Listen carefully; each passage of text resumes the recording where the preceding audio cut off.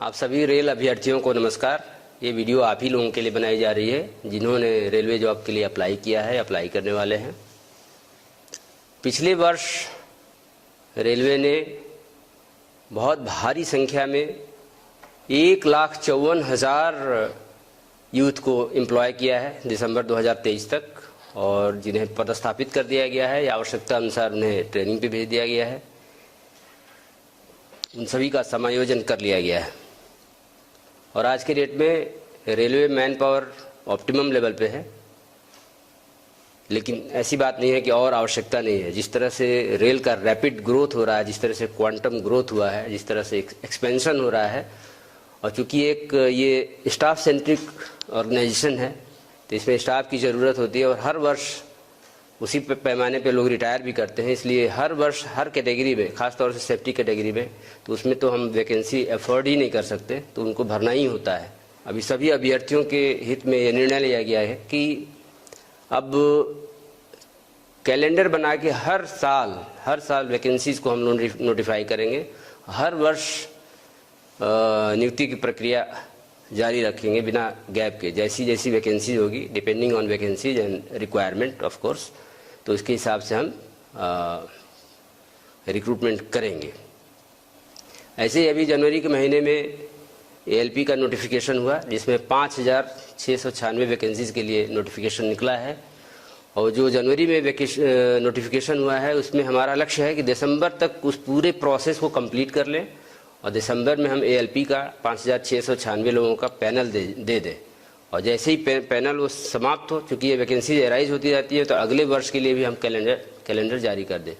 इतना ही नहीं, जैसा कि स्टूडेंट्स का भी, जो हमारे यूथ है, उनका डिमांड था कि और भी वैकेंसीज कब आ रही हैं, कब आएंगी, तो उसको भी ध्यान में रखते हुए रेल मंत्रालय ने अभी हम लोगों ने इसको नोटिस में भी दे दिया है कि टेक्नीशियन कैटेगरीज में जिसमें 9,000 वैकेंसीज हैं, ऑलमोस्ट अनुमानित वैकेंसीज हैं, उसके लिए भी हम लोगों ने एक टेंटेटिव कैलेंडर दे दिया है कि 9,000 वैकेंसीज को फरवरी के महीने में 2024 में नोटिफाई करेंगे और एक साल में, यानी कि अगले साल फरवरी तक इसको कंप्लीट कर लेंगे। कंप्लीट करने के बाद एक नेक्स्ट साइकिल में हम नोटिफाई करेंगे, ताकि पूरे रिक्रूटमेंट प्रोसेस को टाइम बाउंड मैनर में हम इसको कंप्लीट कर पाएँ, संपन्न कर पाएँ।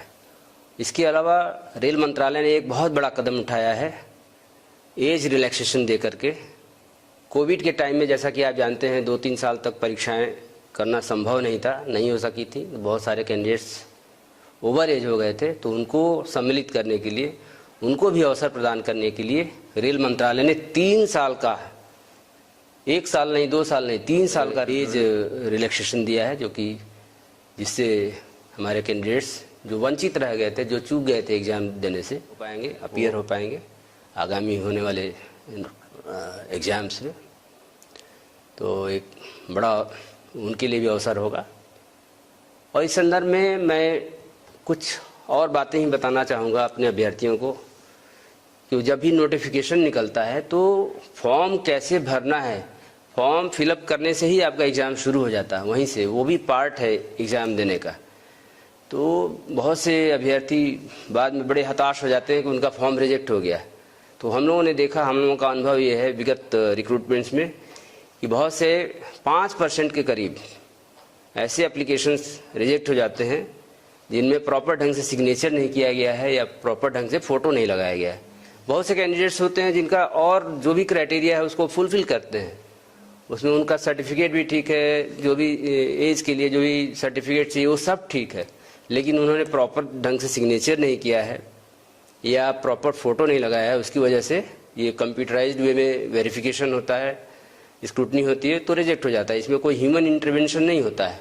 लेकिन बहुत से कैंडिडेट्स हैं जो कैपिटल लेटर में अपना नाम लिख देते हैं सिग्नेचर के नाम पे, या बहुत से कैंडिडेट्स ऐसे होते हैं जो स्मॉल लेटर में ही लिखते हैं लेकिन डिसजॉइंटेड लेटर्स होते हैं।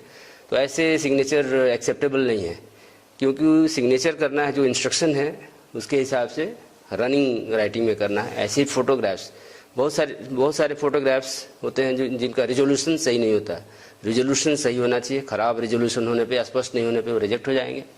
ऐसे बहुत से कैंडिडेट्स होते हैं जो फुल बॉडी का अपना फोटोग्राफ दे देते हैं, या बहुत से ऐसे कैंडिडेट होते हैं, अभ्यर्थी होते हैं जो सेल्फी दे देते हैं, और ऐसे भी कैंडिडेट्स होते हैं जो ग्रुप में फोटोग्राफ्स दे देते हैं। वेरीफाई करना बड़ा मुश्किल होता है, और जैसा कि आप जानते हैं आइडेंटिटी और जेन्युइनिटी सबसे इम्पोर्टेंट पार्ट है किसी भी रिक्रूटमेंट प्रोसेस का। हमारी तरफ से अपील यही है कि फॉर्म भरते वक्त आप बहुत अलर्ट रहें, बहुत ध्यान से भरें, ताकि ये जो सुनहरा अवसर आपको मिला है उससे आप वंचित न रह जाएं। और जो भी बातें मैं बता रहा हूँ, इन सब बातों को सभी आरआरबीज ने अपने वेबसाइट पे दे दिया है, उसको आप देख सकते हैं। ऐसे ही एज रिलैक्सेशन भी दे दिया गया है। तो हम सभी प्रतिबद्ध हैं, जो भी हम लोगों ने कैलेंडर दिया है, जो भी शेड्यूल दिया है, उसको हम लोग उस लक्ष्य को उसी शेड्यूल के हिसाब से जितना रिक्रूटमेंट है उसको हम कंप्लीट करें।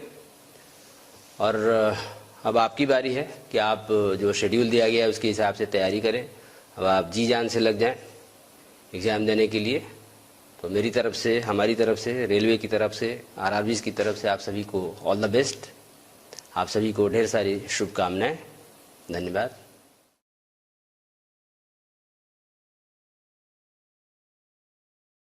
भी एलपी का तैयारी कर रहे हैं और आपको जो है प्रैक्टिस लगाना है, प्रैक्टिस सेट लेना है, तो आप लोग जो है केयरन पब्लिकेशन की बुक ले सकते हैं, जिसमें से आपका टोटल 25 सेट मिलेगा। इसमें से आपका CBT 1 का जो कि 75 क्वेश्चन का होता है भाई, 75 क्वेश्चन 75 नंबर का आप लोग दे सकते हैं। यहाँ पे प्रश्नों की संख्या 75 और टोटल 75 अंक और 60 मिनट का अवधि मिलेगा, जिसमें से आपका क्या क्या रहेगा, तो आपका गणित रहेगा, उसके बाद रीजनिंग रहेगा, आपका विज्ञान रहेगा और आपका जो है जीके और जनरल अवेयरनेस रहेगा। तो ये सब सारा कुछ इसमें कवर किया गया है। तो आप लोग इस बुक को ले सकते हैं और अपना प्रैक्टिस कर सकते हैं कि किस टाइप का क्वेश्चन आ सकता है।